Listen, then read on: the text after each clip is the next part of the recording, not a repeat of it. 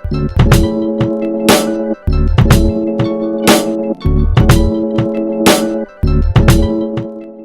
you for joining Generational Talk. I'm Ryan, and I'm here with a panel of millennials, all 80s babies here. I'm with my wife, Quan. So we have 4 boys between the ages of 9 and 2. My name is Monet, and this is my husband, David. And we have 3.5-year-old, almost 4-year-old triplets, and they're Generation Alpha. Hi, my name is Dasia. I have 3 kids. Their ages are 12, 7, and 2. Hi, my name is LJ. I am a millennial. I have 2 boys, 14 and 12. Hello, my name is Tarris Rouse. I don't have biological kids, but I am helping raise a 9-year-old and a 7-year-old, along with a host of nieces and nephews that I take under my wing. So I just came back from a Black Lives Matter march, and I'm a little charged up in a positive way. It was a very good experience. It was led by a Gen Zer who's basically grew up during an era of terrorism, school shooting, and Black Lives Matter happening like several times from Trayvon to now. What impact do you think that will have on their generation? I'll jump in. I think it is. We're seeing the fruits from that tree right now. I think, and you and I have had plenty of conversations about this. I feel as though when we were growing up, our parents warned us about the boogeyman. They warned us about the man. They warned us about the things that we're marching about right now. They made it a part of our curriculum growing up. And so we knew about these things, and I can't speak for everyone. We knew about these things, but I don't know necessarily if we saw them on a frequent enough basis for us really to get or understand what it was that they were trying to tell us as we were growing up. But there has been again, speaking for myself, my wife, there's been an implosion that we've seen where the level and the frequency of things, I attribute that to the increase of technology, the increase of really the younger generations really taking to these social media platforms to take the news that used to be spread mouth to mouth in our neighborhoods is now being broadcast around the world. And so the things in the horror stories that we were told previously, we are now able to see them, and they are now made real and they're palpable, and we can touch them. And it's not only validating what we've always known and what we've always been told, but it's out there for the rest of the world to see. And I think that with this, in this day of age, with this younger generation, it's one thing for our parents to tell us that we can be anything we want to be. And then in our early adulthood, mid-adulthood, we see Barack Obama. And we see, we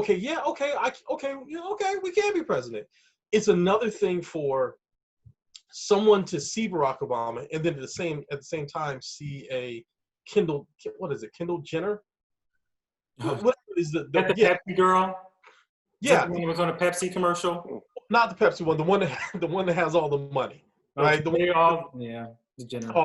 But for them to be able to see that I can be Barack Obama, or I can use this little device and have just as much influence as the first Black president by words of what I'm saying and how I'm communicating and how viral things can go.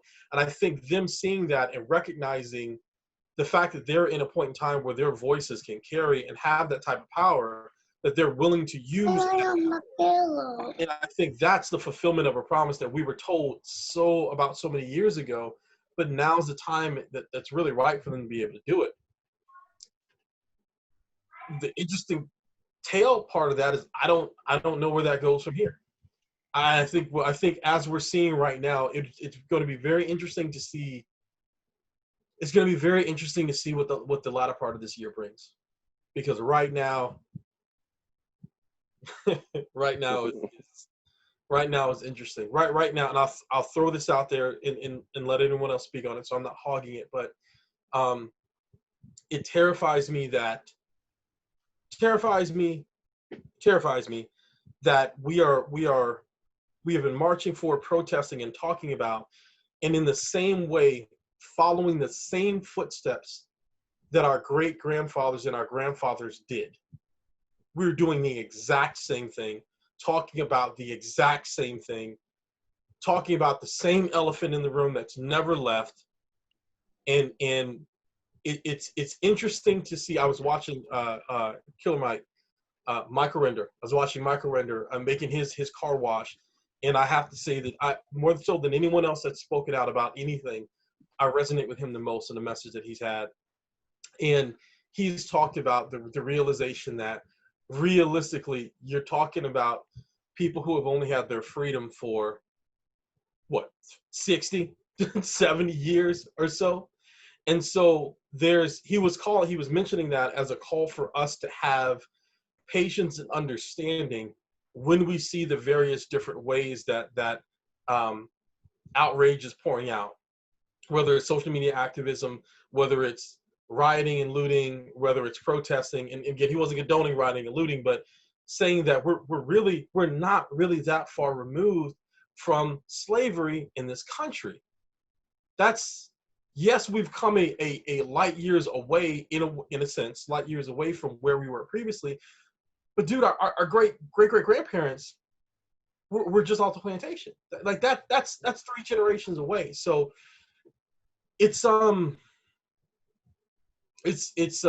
interesting, it's sobering, it's empowering, but at the same time, it's incredibly disheartening for the veil to be thrown off of the lie that we have really progressed that much.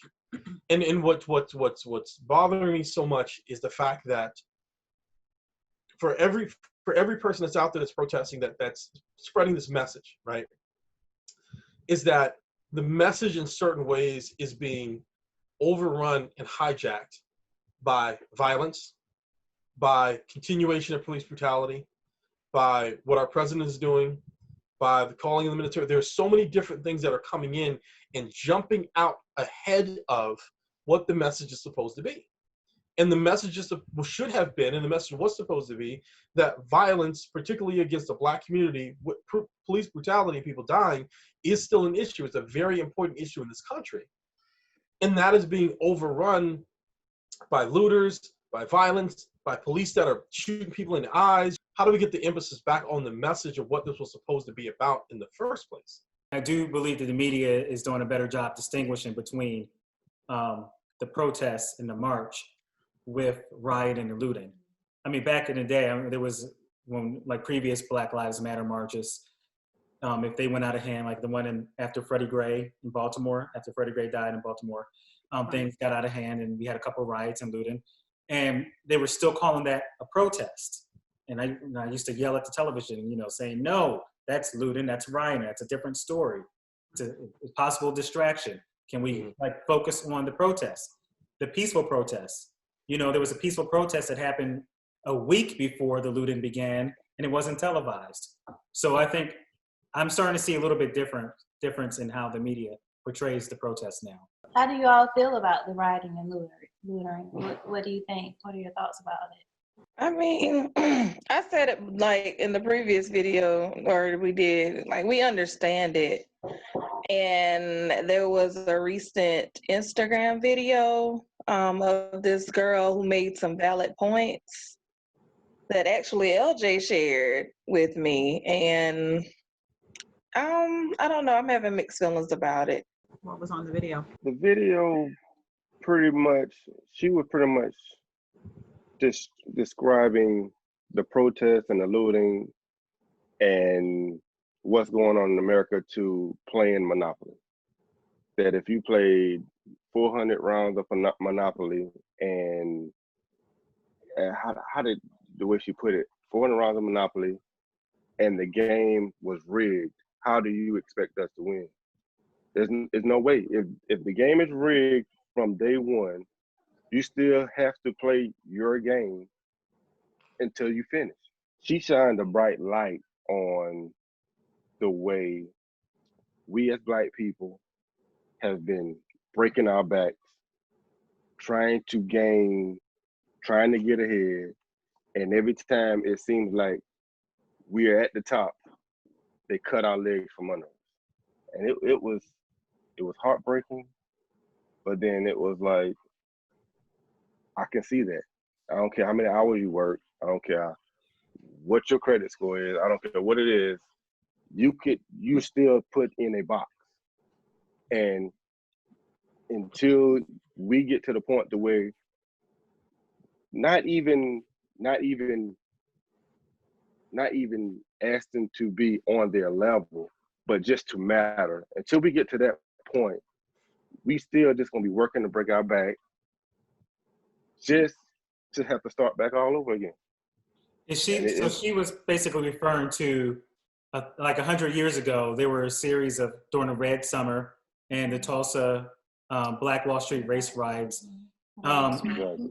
They were in Rosewood. There were a lot of Black towns, Black establishments, Black communities. They were thriving. They had their own structure of economics. And every time they got to a certain place of prosperity, I'm just going to say terrorists came into the environment, no different than the terrorists that bombed or destroyed our building on 9/11. They came into the environment, destroyed the Black community, looted, and everything. A lot of those neighborhoods are still crumbling. So I think basically that's what she was talking about. Like every time we get ourselves together, we do the Booker T. Washington way. They come in and tear it down. It makes me wonder if some of the riots are started by outside agitators. Well, we know that they are. They are. Yeah, they are. They really are. Like, I'm not going to get in conspiracy land, but I'm just saying, like, who's behind those agitators? Yeah. It's almost like, okay, instead of them coming into the neighborhood tearing things down, they kind of get us to tear it down. So I think the interesting thing to play hopscotch, I think on that end, I think we have to be so judicious and so very careful about what we ingest and the source of where we ingest it from. Because if all we're doing is sitting back and looking at our cable news outlets and looking at the news that's being reported, it's very difficult for you to be able to tell or distinguish between looters and protesters. It's very telling for you to watch a movement about Black Lives Matter, a movement about Black Lives Matter and about police brutality in the African American community, and then look at the screen, and then for 5 minutes there's nothing but people of different ethnicities that are walking by on CNN, but there are no Black people. When you look at these rioters and you look at the little bit of skin that's between the glove and the arm, and you don't see tan skin or you don't see melanin, I think we have to be very, very careful about what we're doing. And that's why I think, again, the time that we're in right now that makes it so special is the fact that there are on-ground reports of people with their phone. Watched a very, very powerful video a couple of days ago where the young African-American woman was walking down in a march. She turned the camera, and there were two Caucasian women in all Black garb, face mask, headscarf, gloves, everything, that were looting a Starbucks. Vandalizing a Starbucks, writing Black Lives Matter on everything. So you have scores of Black people that are walking down the street protesting peacefully, but yet this building is being defaced, being vandalized by two people who are not Black. Why? Number one, why are you doing that? Because it's not helping the cause whatsoever. Number two, it's causing undue attention on that group, because we're already being watched, again, like a hawk, to see if we're going to do anything, if we're going to be inciting any violence. And when those type of things happen, people across the country see those items, so that when there is a march in Charlotte, or there is a march in Florida, or there is a march in Colorado, those people are immediately taking, again, what's been weaponized against us is this irrational fear of us. They take this fear of what they've seen on TV and they attribute it to every person of our ilk that they see. So we and as much as I really did not want to go down this hole, we have seen this crazy thing. Like, if people are organizing a march, when do they have the opportunity to gather up little pallets of bricks to lay them on the sides of the street? There's no time to do that when you're organizing a march and where you're going to go to. So all these different things, they're agitated, that are out there. But I want to go back to something that I said that was really, really poignant. And I think what bothers me so much about the looting and things are, speaking selfishly, and this is gonna sound really bad, but speaking selfishly, it really, really bothered me because it was once again an area where we turned inward at the very, very beginning. We turned inward to destroy and loot things in our own area. We went inside our own area, inside our own domicile, and we burned those places. We looted those places. We set damage to that own area. Now, on one hand, it's like you're in one edge of the house, or you're in one room in the house. You're locked in that room. Nobody's paying attention to you. Nobody's doing anything. So you set a fire to set off the fire alarm. Now the people don't have any choice but to come down and pay you attention because you've now set off a fire alarm, right? Mm-hmm. But you've also only damaged anything in your area. Now, we have seen things kind of spread out from there, but you really damage your own communities. I really, really don't like that. But at the same time, I also don't want to call for them to go out to other communities and set them on fire. I mean, I don't want to be a call for that. And I go back to what Michael Render said, if anyone who's not watched his speech from when the Atlanta mayor asked him to come on, that is to me the frankest, most eloquent depiction of where we are that I've heard anyone talk. Not President Obama, not the Atlanta mayor, who's done a fantastic job kind of speaking on this, not anybody else, not Keith Berg. No. To me, what he said in those three words, strategize, organize, mobilize, like that was just a call of how this was going to happen, because we've seen what riots done before, and riots really, I find a hard time in history, I'm probably wrong, but I have a hard time in history seeing where lasting change has been made on that. And I've seen, I saw posts and I've heard people call me out in reference to the riots after Martin Luther King Jr. was assassinated. But for as effective as we were, we still marching for the same thing right now. So how effective? So right. To LJ's point, and I'm sorry to roll on, but to LJ's point, LJ brought a good point about us being in a box. And for me personally, one of the things I've had to continuously deal with is the concept of identity. So we are in a box, and we know that we're in a box. We're fully cognizant we're in a box, because when we ever forget that we're not in the box, or we ever act like we're not in the box, they're quick to stuff us right back down in the box. Someone is quick to stuff us back down in the box. The interesting thing is, once you break out of that box, you get out and you step out, and you go back around and you look at that box. There's no shipping label. There's no return label. We don't know where that box came from. We don't know where we came from. I have no idea. And for us to talk about Black people as a monolithic society, Africa's huge. Africa's humongous.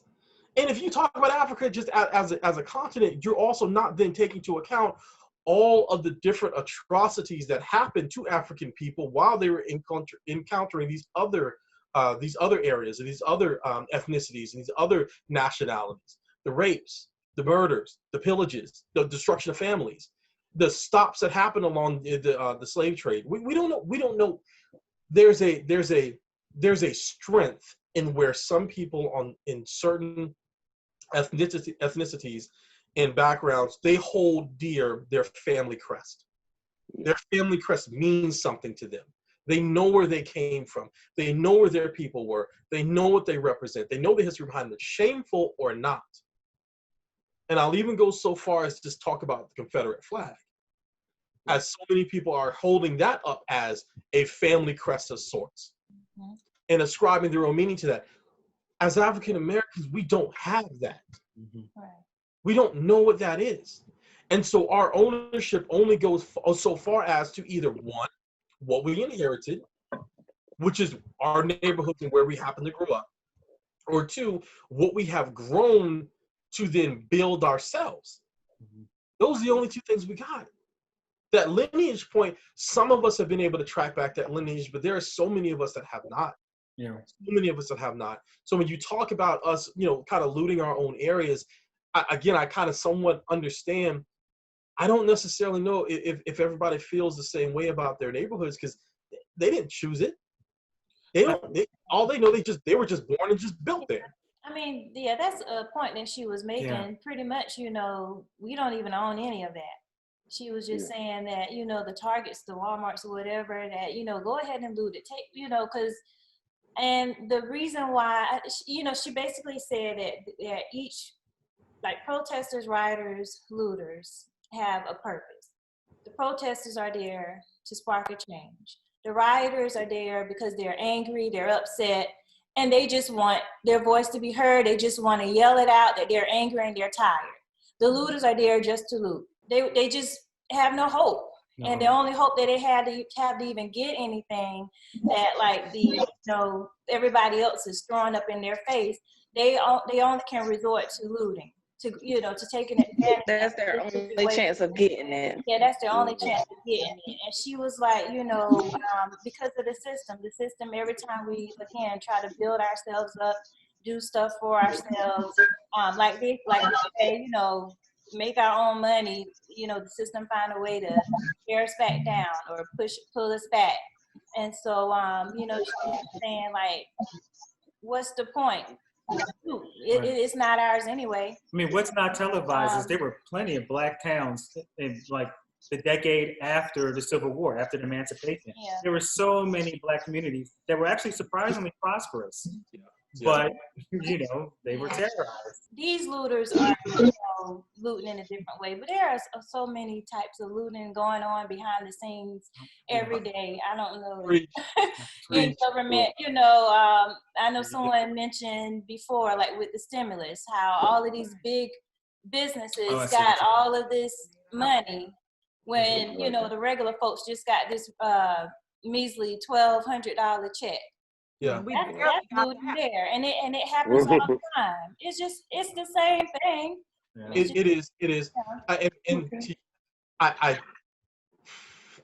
want to try to resolve myself by saying that I absolutely hate it. And Monet was there with us when we saw the Target burning, all that stuff. I absolutely hate it. But I'll be damned if I don't understand it. And understanding doesn't mean I co-sign it. Doesn't mean that I want to do it. It doesn't mean that I think that they should be doing it. Mm-hmm. But how can you not understand? All right. Understand with everything else that's going on. And again, I think it's one of those things where it transcends so many of the other issues that are happening, right? Because we want to talk about this Target that's burning. Well, now nobody's talking about the economy that's burning. Nobody's talking about the looting that happened before the passing of George Floyd. No one's talking about that. No one's talking about those. No one's talking about the insurances that was more than likely taken out on a lot of these buildings and a lot of these areas. Yeah. No one's talking about those things. So you're making me think about how they used to burn in the late 70s in areas like the Bronx where hip hop was created. All the buildings used to be burned purposely by the landlords and some slumlords. Mm-hmm. Yeah. Mm-hmm. And so those neighborhoods, with people of color, blacks, Hispanic, were pretty much destroyed by the elite, by the town. And that's what's terrifying to me again in this is that this is so, and this falls right in line with millennial chat, but it's so cyclical. Mm-hmm. This is the same ride. This is the same thing we've talked about. There were unexpected scores of support from other ethnicities back in the civil rights era, 30, 40, 50 years ago. They were marching along with us back then. They were marching along with us back then, the same way that they're doing with us now. Mm-hmm. It almost comes to a point where it's a little disheartening that we're still having to have this conversation. Right. That's the part. Why are we still having to have the same conversations that have been going on for 60 years now? Why are we still having to deal with the same things, and I guess I'm a little different when it comes to the protests and the march. While I understand it, I guess my question is, what's next? That comes with the strategizing. That's what I was thinking. After we march and after we out there, we're getting sweaty, we're marching down the road, and Black Lives Matter. And while I'm with all of that, my more concern is, what are we doing after this? After the cameras cut off, after it stops getting the national attention that it's getting with all of the and while even different countries. Let me say this, watching the news and seeing the different countries that are coming together. Mm-hmm. Now, I don't remember. I'm only 37, so I'm a little young, probably younger than some of you guys. But I don't remember seeing the whole world as a whole coming together for this one purpose. But after this, what are we going to do? What is the next move? Where do we go from here? Because I'm gonna be frank, I'm tired of us having to deal with the same thing. That's a big question. Like, why? Also, like all these mentioned, all the countries getting together. Why now? Why not when Trayvon Martin died? I'm trying to understand. Right. When Trayvon. I guess so many times of things happen. I think it started with Trayvon, and I mean, even though people kind of voiced their opinions then, I guess seeing the repetition and how the list keeps getting longer and longer. And the fact that seen this man die, like we saw it. It was recorded, and just like 8 minutes, like in 45 seconds, like we saw it. We felt that pain. Right. Yeah. And I think, everyone felt that. Everyone clearly saw this man being murdered. And I think that, with all of that building up, from Trayvon Martin until now, and then actually seeing the hate on that police face, and just the man begging. That's what it was. It was hate. Yeah, so that's what really affected everyone. But I'm with you, Tarris, what happens afterwards, because I feel that, a lot of protesters are, I think it's beautiful. Other countries are coming together, but I'm wondering, like, how real is are everyone's intentions? Like, how? What's the legitimacy of what you're doing? Is it just a trend now? Is Black Lives Matter a trend? And is it just a popular thing to do? Is it just to receive recognition? And what happens afterwards? I think first and foremost, it is a very, very hard pill to swallow when we understand the area that we're occupying right now in time, where social media and social networking is an industry, and companies understand that it's an industry. So when Amazon comes out and makes a statement, or Google comes out and makes a statement, or the NFL comes out and makes a statement after blackballing the first quarterback to actually come out and make a true stance on this item, where they're suspending people and they've got the blessing from the president and a couple different things that are going on. When these people come out and you see now this rush of calls for solidarity on this movement, similar to the same way that we saw a rush of advertisements come out at the onset of COVID, that we're all together, we're all standing this together, we're all here because their profits were going to be suffering, because people were worried about what the world was going to look like and if we were going to descend into chaos, which what we're doing right now. Seeing all of that, it's a really, really hard pill to swallow, to believe that there is legitimacy behind that. And so the question that I have internally that I've been struggling with, to Quan's point, is if COVID had not shifted the way in which globally we have been living our lives the last couple of months, would these people still have that same energy? Good question. That part. Taking away their parents and their grandparents and their whatever, would they still have that same sense of justice or that same sense of pain?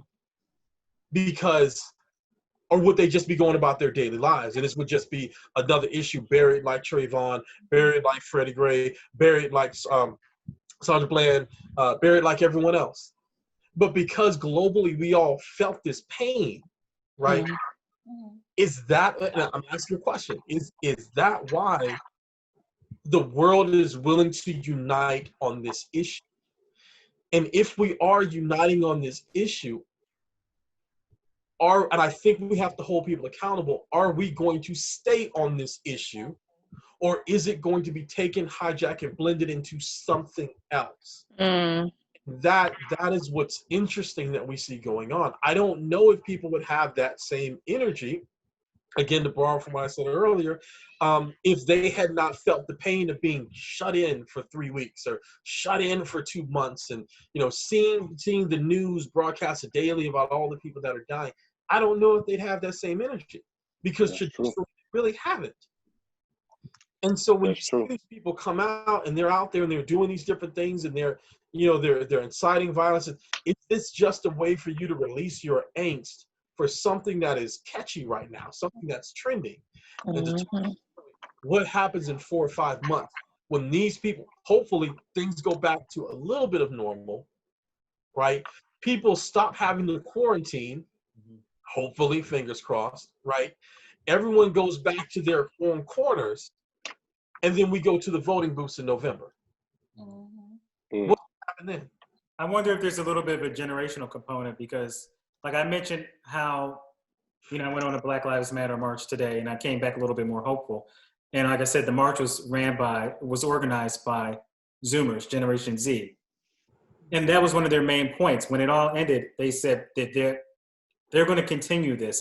This won't end when like winter comes and it's no longer warm outside. Like they plan to keep this alive. And that's the first time I ever heard that from an organizer. It seems like with us, we were pretty good at spreading awareness and hashtag woke online. But I do see the younger generation being more doers. More persistent. Yeah, there's a difference there. And that is why this march made me a little bit more hopeful than like any of the other marches that I've been on. So I'm cautiously optimistic, if only from the standpoint of that, yes, these young people are being impacted. Yes, their lives are being overturned. But we're also talking about being led into the future by this generation just arrived on the scene. And I'm a little bit concerned about us handing over the keys to lead these movements going forward. I think it's great that they're doing it now. But I wonder, again, much to Quan's point, what then comes after? I think we come after. Educate. Well, that's when we educate. We come after. And that's what I learned. Like I definitely have to educate myself more and educate our children, because it's not just gonna end with these marches, protesting. The real protest it happens after all of this. Right. With our economy. Yeah. After the cameras go out. Things. I see a lot of that now. More people saying support Black businesses, owning your own. It's us. And it's up to us really, because, we can say that, there are some who not as sincere, but there's a lot of us too. I think there's a lot of us out there that's, fired up, marching, and as soon as you get home, you forget about it. So I think it will play a part, gaining our control and, building our own and everything, knowing where we came from, what we're made out of, all of that will. We shouldn't hand them the keys. You mentioned hand them the keys. We got to be responsible with the keys. When we were young and we were the foot soldiers, I don't remember people trying to mentor us and educate us. I don't remember. I'm not trying to throw Gen X under the bus and boomers. I don't want to make this about that. But I don't remember them being out there with us. And that's because they were busy. They were busy condemning us, Right. But I don't remember them being out there with us. So we need to be involved, and we need to be the managers and the generals, and not leave it on their shoulders. Honestly, because they're new. So I'm gonna ask you. And I don't. And that's one thing I'm kind of confused about. I'm up there. I'm still wondering what some of their tired, or we've been there. It's your turn, or I don't know if they're giving up hope, or. I'm still wondering what they think. There maybe they're when after King died, and there was a whole bunch of Black mayors and Cosby and Oprah. Maybe in the 80s, the little taste of prosperity made them part of the elite, and they don't want to lose that. But my question is, it's an ignorant question, so I'm willing to be called out, willing to be just educated. What you say that we were chastised when we were out there? What did we push for? Like with our generation, what did we have to stand out there and actually kind of protest or call for? Because my opinion, again, it's just my viewpoint. I think my opinion is, I don't know necessarily if we had a call to action. We had a call to try to follow the dreams of which we were told existed. That's get true. Education, get our family, get ourselves situated. Things happened that should have called us to action, but I don't know that we actually had a mobilizing moment. We went about our lives thinking that we could continue to climb this ladder, and that the higher that we climbed this ladder and the further that we got up, that we would leave all that stuff behind us. No one told us that the fires were going to be continuously licking at our heels, and at this stage, overtaking it. Or did we miss the call? I don't think we missed it because when I was growing up, the only thing that I could remember being publicized about white cops with the black people have been with Rodney King. And that's just me from where I've grown up. That's the only thing that I can remember really being pushed out there until I've gotten older, with Trayvon Martin and all of them. But I don't think it's hard for you to fight for something that you really don't have to understand for yourself. And that's true. But see, that's the reason why I asked that, because did we miss it? And I never been on social media till all this, till I got laid off, and I've been watching it. And it was 3 generations on one of the posts I seen. It was a guy out there who was 46. Yeah.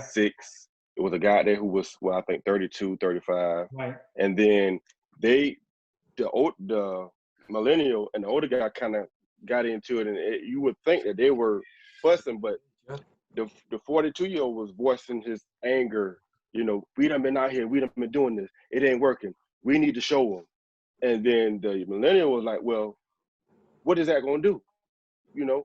You done been marching in your day. I've been marching my day. So while they were going back and forth, there was a 16-year-old out there. The millennial turned to the 16-year-old. He was like, look, we done been marching. We done did this the peaceful way.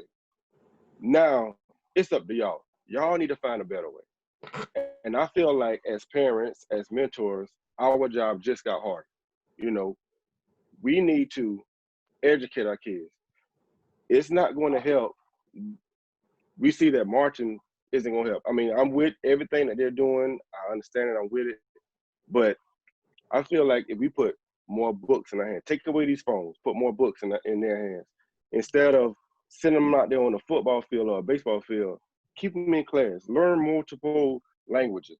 Let's put them in political seats. Let's make them our judges, our lawyers, our vice presidents, and maybe someday something will change.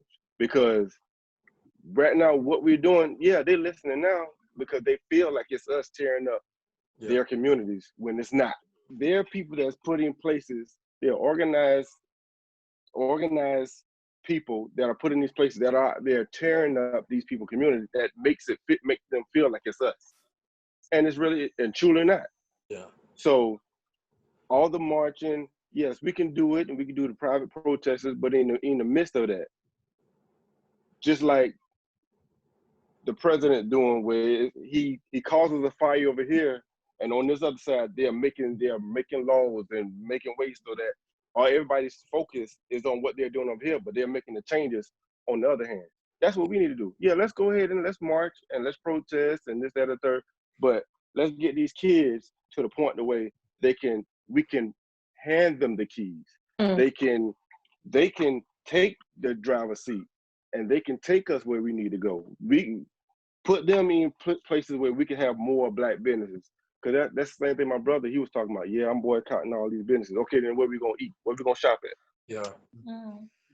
So you're absolutely on it, because you brought up that point. Quan made the point to support Black businesses.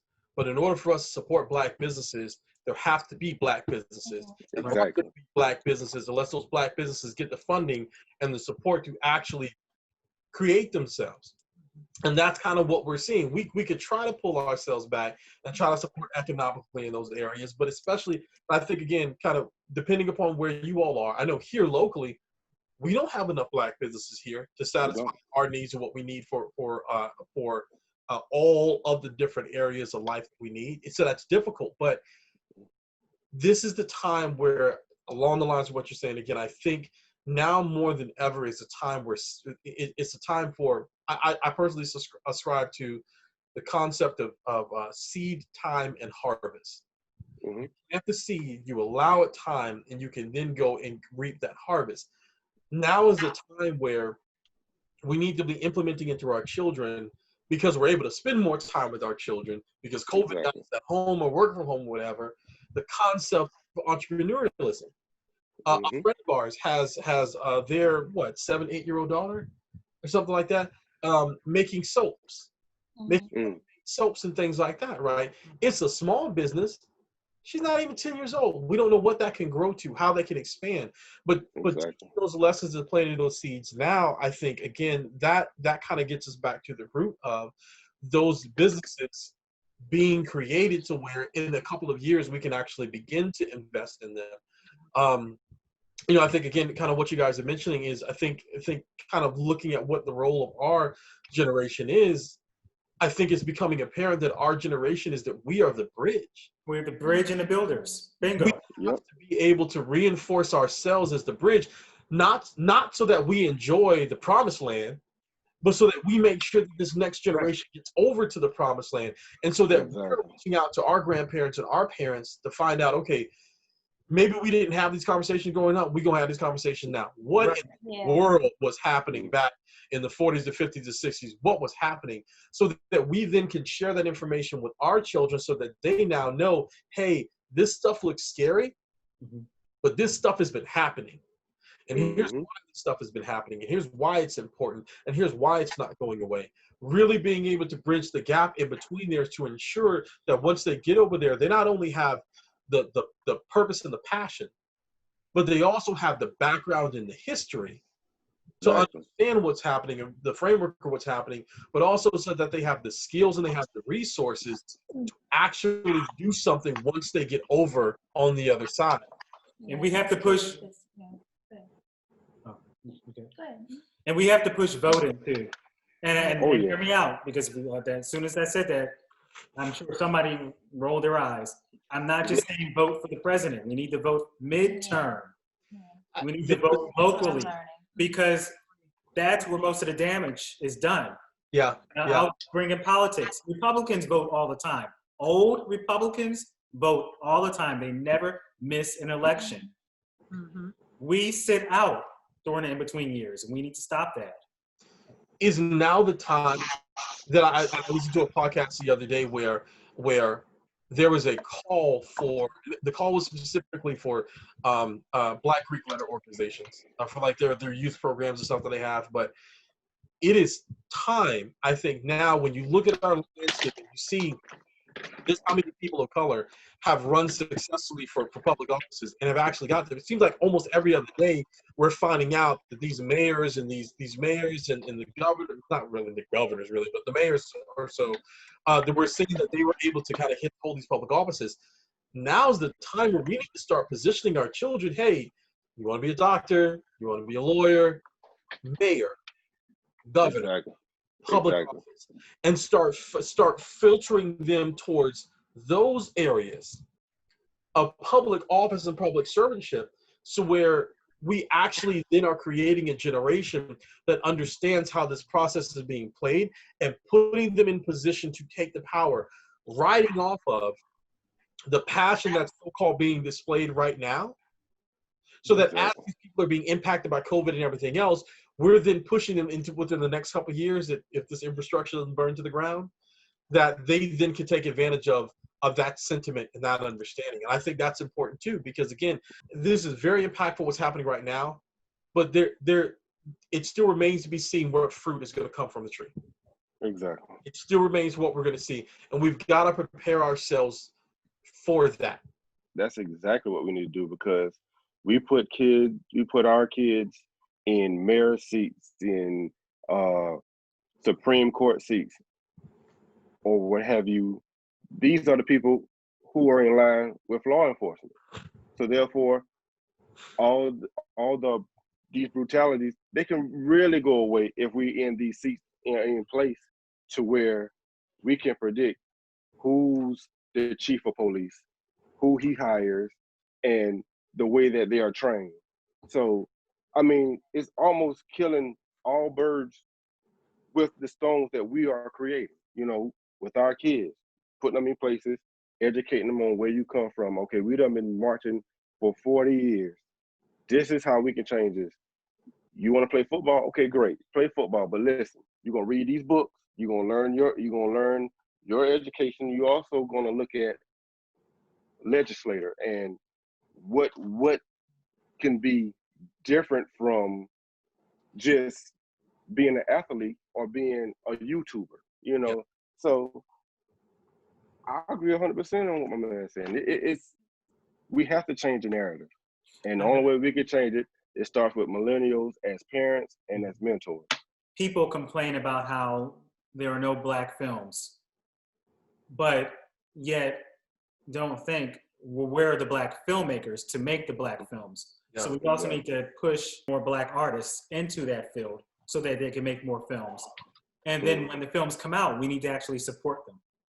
Exactly. Yeah, that's the key word, So many things supporting it. That's the problem sometimes when it comes to supporting Black businesses. You have so much competition. Essentially, it's like a game of chess, putting our children, our future, putting them in place, setting them up so that in the long run, we see an impact. It may not be immediate, it may not be right away, but if we put them in position, we give them the studies, we give them the books, we move them in the direction of education to get into place to look at legislation or to look at politics in the future, then eventually, we can see a difference at least.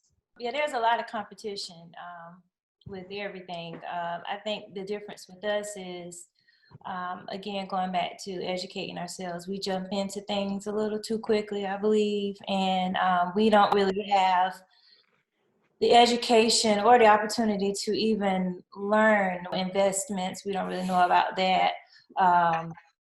Trade. I think all we know is hustle. Work ourselves and hustle, and we worn down. But they're playing it smart. They're strategizing. Investment, trading, strategizing, working within the system. How to work around it, and all of that. And so I think that's the difference between Black businesses and the major companies. And they just don't have the funding. If you were to, there's things that you can learn to receive funding. We just don't know. Funding and guidance, because funding and guidance, because there are other cultures, there are other people outside of the Black communities that basically give a hand to the younger next generation. Yeah. Financially and in wisdom. Mm-hmm. There's a lot of things we don't know, but how much do we want to beat ourselves up on that? Right, and I think we can't I don't want to make it. Yeah, we can't beat ourselves up on it because we're having all of these other issues we have to catch up, fight and teach our children, and teach ourselves. Yes. The one thing that's consistent is yes, there's a hustle, right?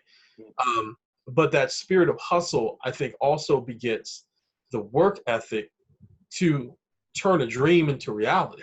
And I think we've seen several instances of that. Now, with that, I think, again, it's very important that there's a loyalty that occurs with that. So when we do see Black businesses and when we do see the opportunity to support, and I'm calling myself to the carpet as well, to do the same thing, but when we find those Black markets, and I think also having the wherewithal to have the impetus to where when we see that there is a void in these markets for Black businesses to make a push, right? How are we then either trying to help someone that we know is in that area trying to fill it? How are we trying to help them get to that standpoint, or how do we fill in that gap ourselves? So I think there's an important piece that we have, because again, we're playing catch up. We're really playing catch up. But we also have to make sure that we create these areas of connection to where it may not be me, having any interest in real estate whatsoever, but I need to, when I find a Black realtor, I need to be able to make sure that I make those connections so that if my children have an interest in that, we have an outlet for that. So that I'm passing out and passing business to that particular Black realtor, so that we really have an opportunity to pass forward the threads that are going to help make the web of Black businesses stronger. And I think in a way to where it's not necessarily just single out and say, oh, hey, I only want to work with Black businesses because of X, Y, and Z, but understanding that those Black realtors have the capability to go into areas where other realtors may not have the opportunity to go into, and really strengthen that as a whole. So I'm taking it to task, and I'll admit it, as somebody who's talking all this junk, as much as I want to support Tyler Perry, I don't want none of his stuff. I can't. Yeah.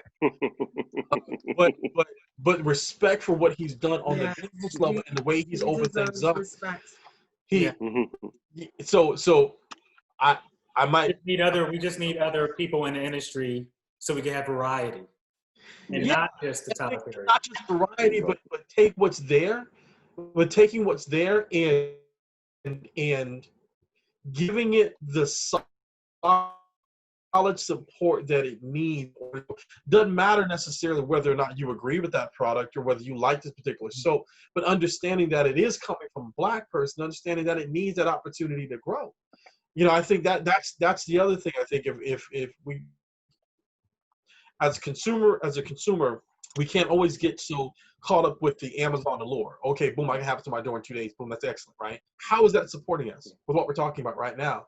And so I think as some influencers have called out over the course of the last couple of days, we need to be prepared to start making small sacrifices that pay off in the greater good later on down the line, which may mean us supporting a local Black business over a Walmart grocery or a Target pickup or an Amazon delivery, if we're really serious about trying to move the meter in some of these things.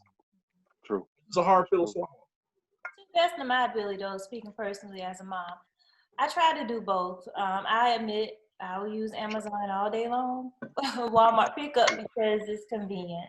Yeah. But I try my best to, as an entrepreneur myself, and I try to support other businesses as well.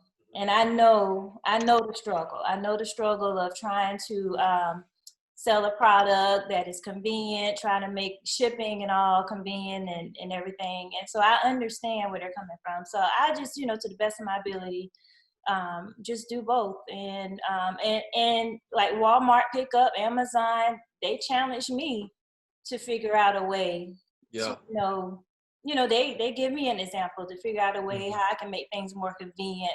I understand that people need things, sometimes immediately.